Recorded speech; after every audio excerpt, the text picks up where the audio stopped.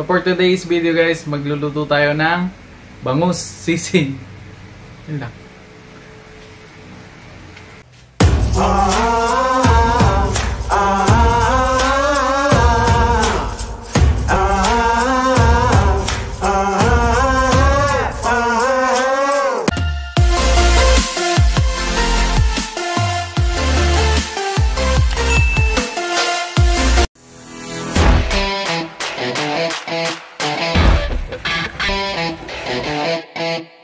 So ito yung mga ingredients na gagamitin natin.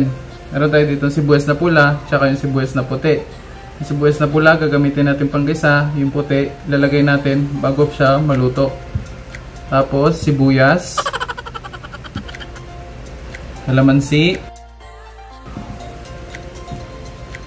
siling pansigang, siling labuyo. So tip lang para hindi madaling masira yung siling labuyo nyo, lagay nyo sa freezer. Asin, saka paminta, 1 tablespoon ng paminta, tapos siguro mga 1 to 1.5 pinch of salt,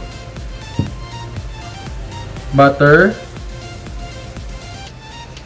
soy sauce, siguro mga 1 to 1.5 tablespoon din, tsaka yung ating bangus, kalahating kilong bangus.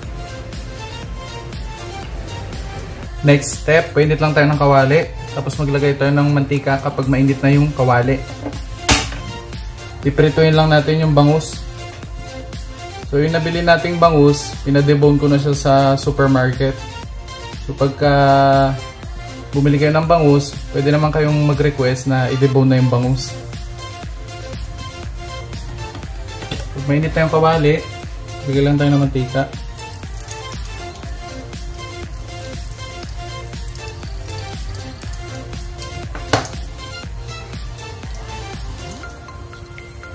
Ingat-ingat lang kayo sa pagprito ng bangus kasi matilamsik siya.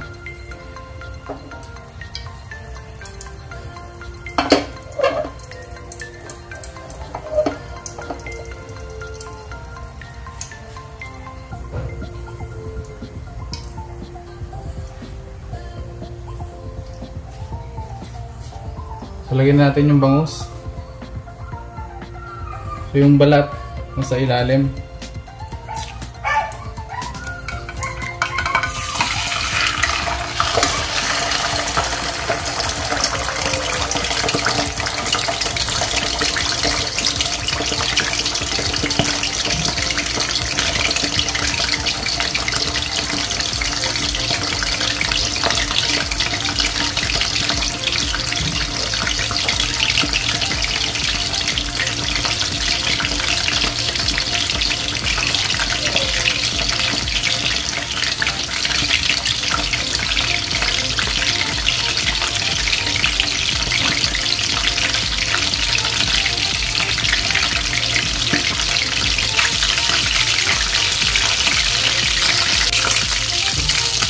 So, baliktarin lang natin yung bangus.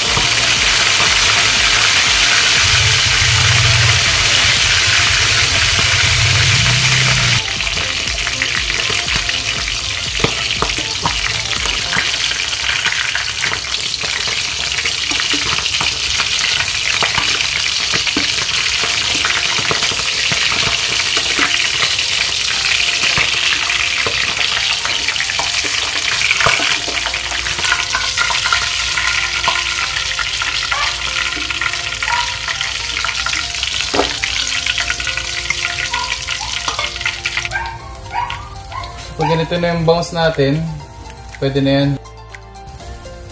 So himayin natin siya mamaya. Tapos igigisa natin ulit.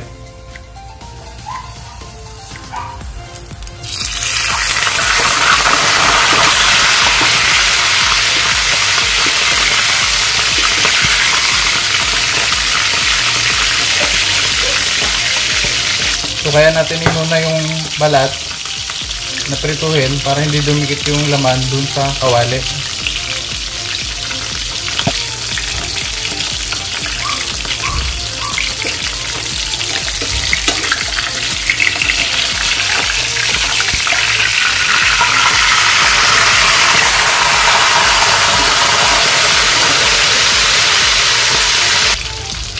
After natin iprito, himayin naman natin.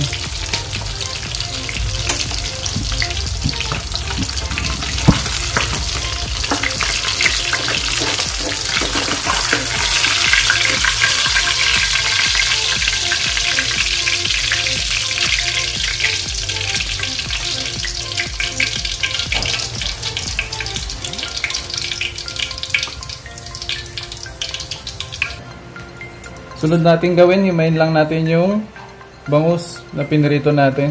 So, gamit ko dito yung tinidor para mas madali. Tsaka mainit pa siya eh. Ayan.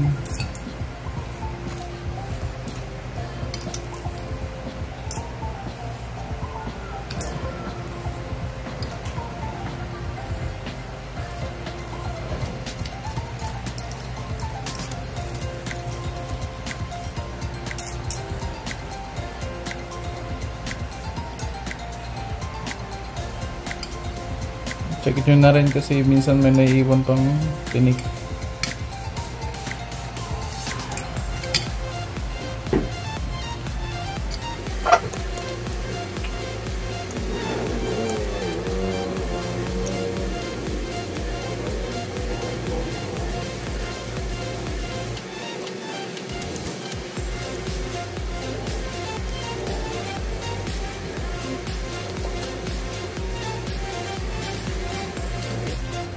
Itong balat, itatabi ko to. Papa-crispy natin mamaya. Yan yung bangus natin. After natin mahimay, gisahin naman natin siya.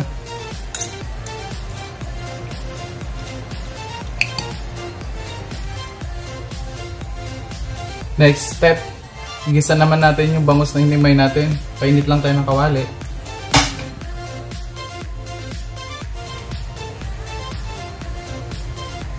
Mainit na yung kawali natin, ilagay lang tayo ng mantika.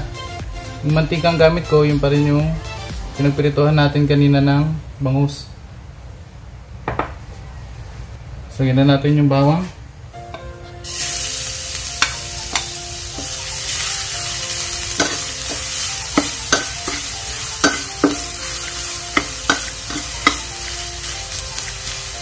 Sibuyas.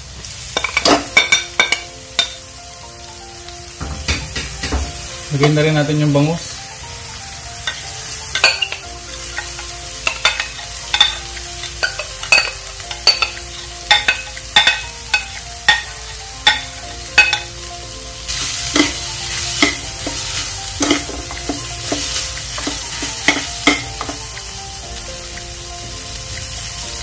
Ating asin saka paminta.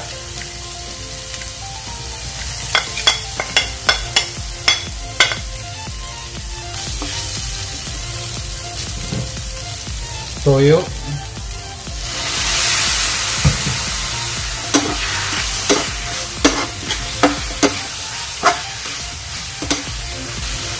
Lagyan na rin tayo ng mayonnaise.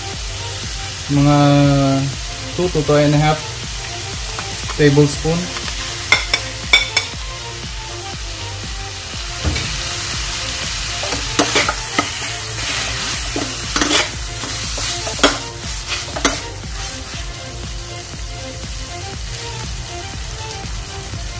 Ating siling labuyo at saka siling pansigang.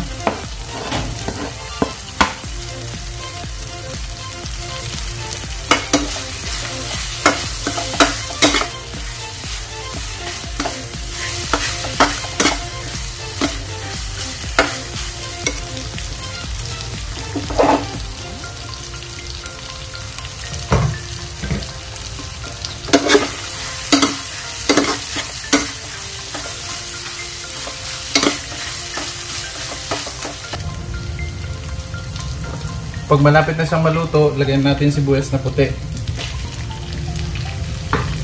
para magkaroon ng konting tamis. Lutuin lang natin ng konti. Tapos patayin na natin.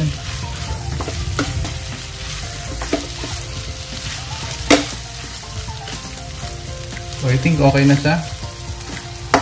Lipat na natin sa ating sizzling plate. Painitin lang natin yung ating sizzling plate. Pag mainit na, lagyan na natin yung butter.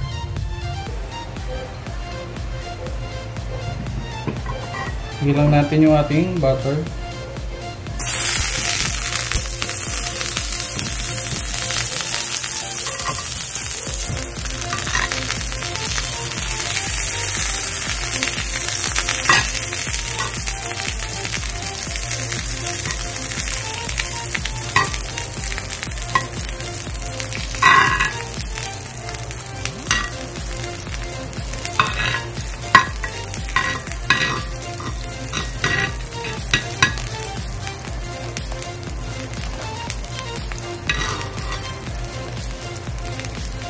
Tapos yung ating bangus sisig.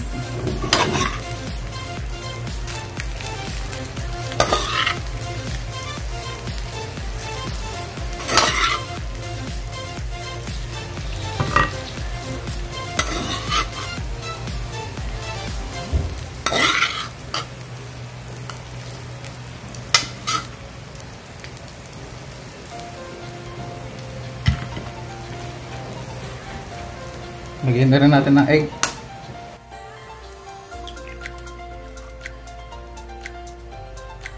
Guys, tikman natin. Lutuin muna natin.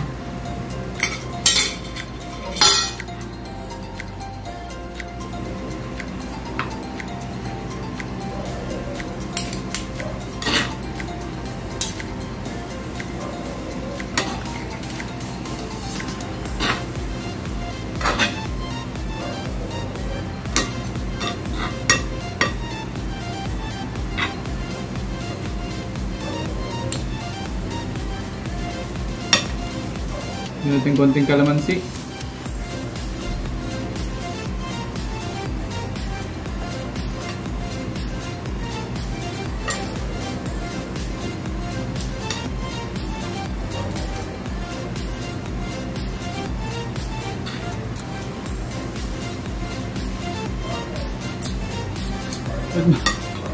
Ito siyang tinid.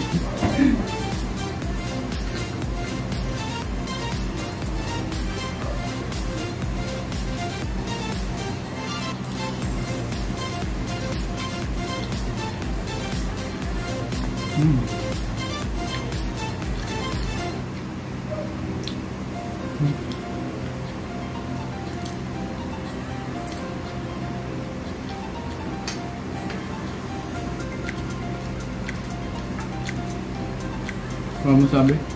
Yung mga pagsalita ang sarap.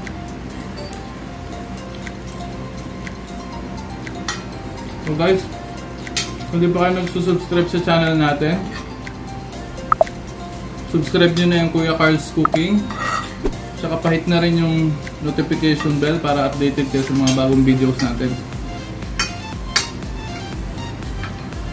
Sarap.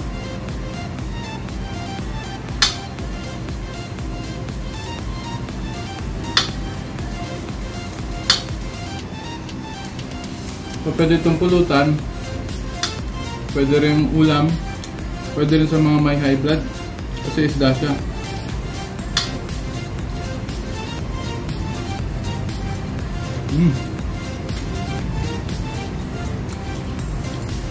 So guys, dito na lang yung video natin. Kaya lang, isa pa.